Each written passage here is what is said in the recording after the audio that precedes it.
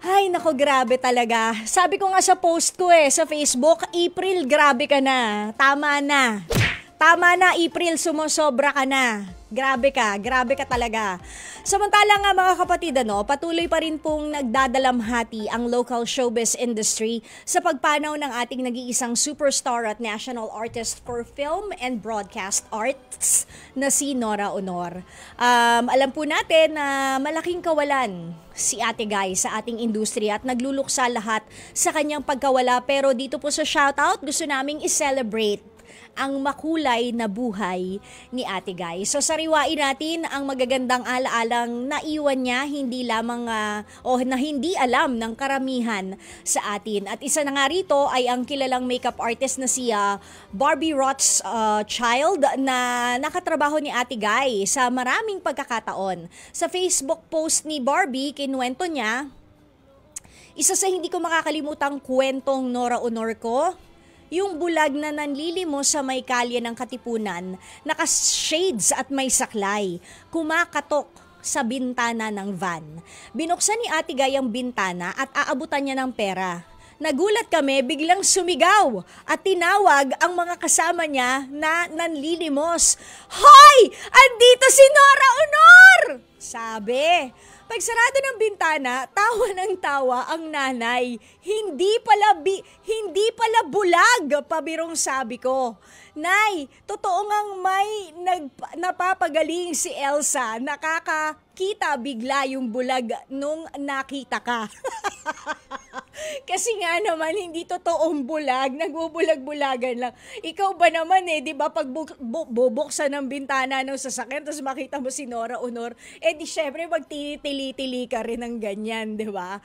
At dahil nga celebration of life ni Ate Guy ang ginagawa natin ngayon, nauna na po kami sa CCP at sa National Commission for Culture and the Arts bukas pa kasi sila yung pagbibigay pugay bago ang libing sa libingan ng mga bayani. So, 8 o'clock sa Metropolitan Theater, live tribute po sa ating nag-iisang superstar and national artist Nora Aunor. And then, ang kanyang state funeral ay susunod bandang 12:00 po ng tanghali. Yun nga, dahil celebration of life ni Ate Guy ngayon, ginagawa natin ngayon ang ating tanong. Ayan, anong pelikula ba ni Ate Guy ang tumatak sa iyo? Ayan, chika nyo na sa akin yan. Pwede kayong tumawag sa amin. May landlines po kami. Baka meron din kayong mga linya na tumatak sa mga isipan nyo gaya ng walang himala! Ayan, di ba? O kaya yung my brother is not a pig! Ayan, may paduro-duro pang ganyan. Di ba? Pero ako, mamaya ikikwento ko kung ano yung pinakang unforgettable movie ko ni Ate Guy. Okay? Pero bago yan, tawag muna kayo sa amin. 868-932-89, 868-932-90, o kaya naman, text kayo sa amin na may kasamang shoutout, 0960-258-0840. So, ano ba itong pelikula na hindi ko malilimutan ng nag-iisang superstar at national artist for film and broadcast, Nora Aunor? Bilangin ang mga bituin sa langit. Si Magnolia siya doon hindi ba? Ano na nga apelido niya doon? Magnolia de la Cruz. Yan. Siya si Magnolia de la Cruz na sobrang inapi-api ng mga mayayaman, pero nung siya naman ang biglang yaman, di ba? Oo. Grabe. Tapos, inapi-api niya si Cristina Gonzalez. Oo, ang asawa ni Tirso Cruz III roon. Bakit siya unforgettable sa akin? Kasi naalala ko po noon, first year high school ako noon. Pagkatapos,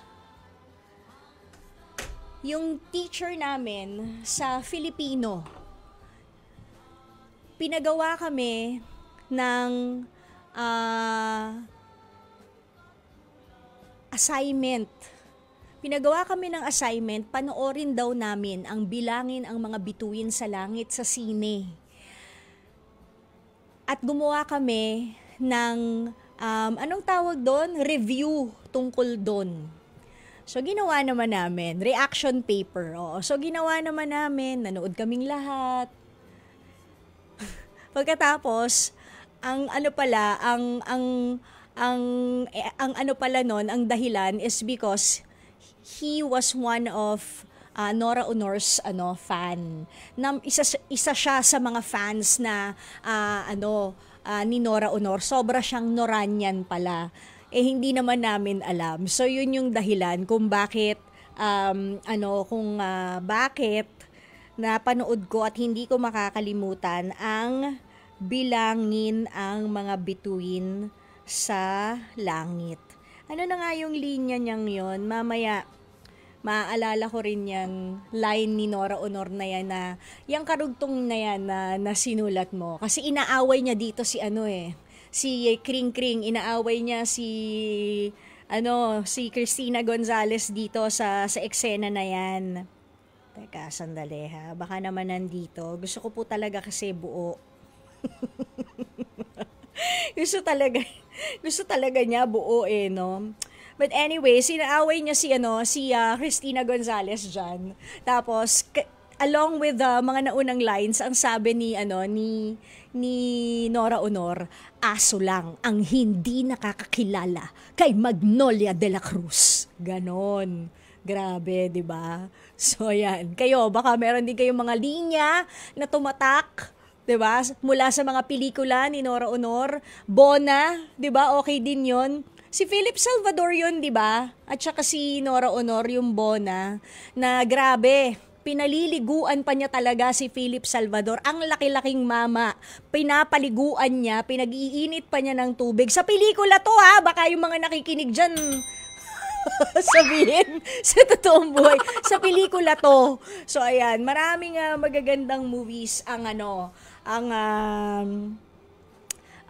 ibinahagi sa industriya ng nag-iisang superstar. So paano ba ito, mga Mosma, mga marites of social media? Ay, ganun na naman tayo kasi sad na naman tayo, di ba? Dahil nabawasan na naman ng isa sa mga kumikinang bituin ng Philippine Showbizlandia.